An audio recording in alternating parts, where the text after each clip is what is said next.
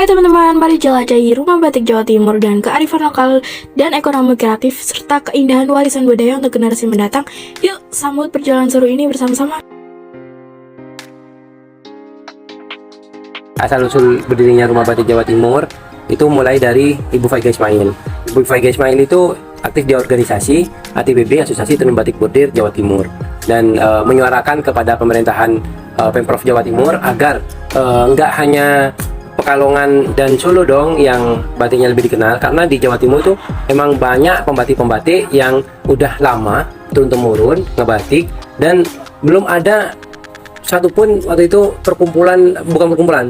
dijembatani oleh pemerintahan rumah batik Jawa Timur. Itu belum ada waktu itu. Tahun 2008 ibu saya akhirnya menyuarakan dan diterima bagus oleh pemerintahan Jawa Timur, akan tetapi proses pengaplikasiannya mungkin butuh tahunan, 1 tahun, 2 tahun, 3 tahun. Akhirnya Ibu Faiga Ismail rumahnya didesain langsung jadi showroom dan bekerja sama 16 kabupaten kota waktu itu agar batik-batiknya dimunculkan di rumah showroomnya Ibu Faiga dengan nama Rumah Batik Jawa Timur. Di tahun tersebut juga Ibu Faiga juga mengaktifkan 40 perajinnya untuk membuat batik logo Surabaya dengan ukuran 10 x 20 meter, dikerjakan di balai kota waktu itu, mendapatkan rekor muri Indonesia. Dan di tahun 2010-an udah bekerja sama, saya juga udah mulai ngebantu ibu saya waktu itu agar ada pelatihan-pelatihan ngebatik, dan kerjasama pertama itu sama Kementerian Luar Negeri, karena Kementerian Luar Negeri itu membeasiswakan 11 negara untuk belajar di Surabaya selama 3 bulan. Ada yang di UNER, ada yang di ITS, ada yang apa yang banyak disubkan.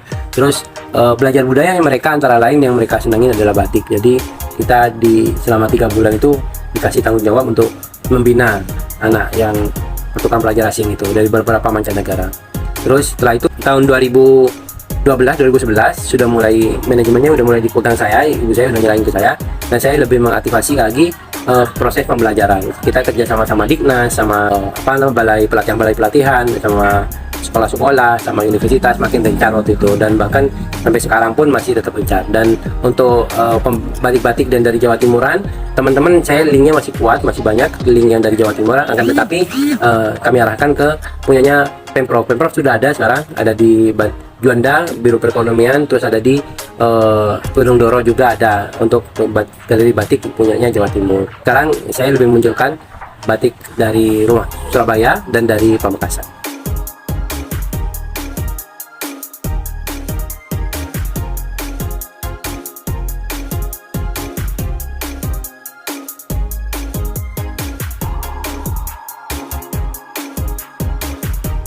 Hari Batik pada tanggal 2 Oktober menjadi momen istimewa dengan pemakaian wajib. Batik Jawa Timur memiliki nilai seni tinggi dengan proses pembuatan yang memakan waktu berbulan-bulan dan harga standar antara Rp500.000 hingga harga premium Rp1.500.000. Jika ada batik sekedar gaya tanpa pemahaman makna, yang memahami nilai seni tinggi dengan proses panjang yang memakan waktu 2 minggu sampai 1 bulan menjadi berharga karena mereka memproduksi batik sesuai kreativitas dan motif yang diinginkan pembeli.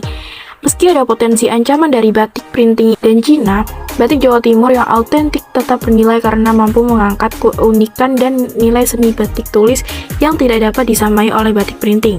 Rumah Batik Jawa Timur ini menjadi destinasi wisata yang mempromosikan edukasi wisata, dan meskipun ada pengaruh dari batik tulis lainnya, Rumah Batik tetap berfokus pada keunikan dan proses pembuatan batik tulis. Di Rumah Batik Jawa Timur lebih menawarkan batik tulis potongan dengan motif yang berbeda-beda. Faktor yang mendukung adalah pemerintahan Kota Surabaya, khususnya Ibu Wali Kota kita yang menjembatani ke pemerintahan negara hingga membeli produk-produk batik Surabaya ini. Lalu ada misi-misi dari Ibu Wali Kota Surabaya untuk membantu UMKM dan disambut baik oleh Pak Syarif Usman selaku pemilik Rumah Batik Jawa Timur. Dengan mengajar sekitar 20 ibu-ibu, tapi kata beliau yang jadi hanya 2-3 saja, karena mereka merasa belajar batik harus dapat uang langsung, padahal belajar batik harus menguasai ilmunya dulu baru mendapatkan hasilnya. Meski pengetahuannya terbatas, namun keinginannya untuk membatik sendiri adalah kuncinya. Tantangan dalam mengembangkan minat baru, meningkatkan keterampilan, dan mengatasi hambatan pengembangan keterampilan. Intinya adalah keinginan masyarakat untuk mandiri dengan menciptakan nilai melalui batik, dan kami berharap pengunjung dapat mulai membatik dengan hal yang kecil dan unik serta jatuh cinta pada seni batik lukis tangan. Pentingnya memahami nilai seni, mengikuti tren, dan menjajaki peluang pasar di kalangan anak muda diungkapkan sebagai strategi yang bisa dilakukan untuk generasi mendatang. UNER hebat, Universitas Erlangga excellence with quality.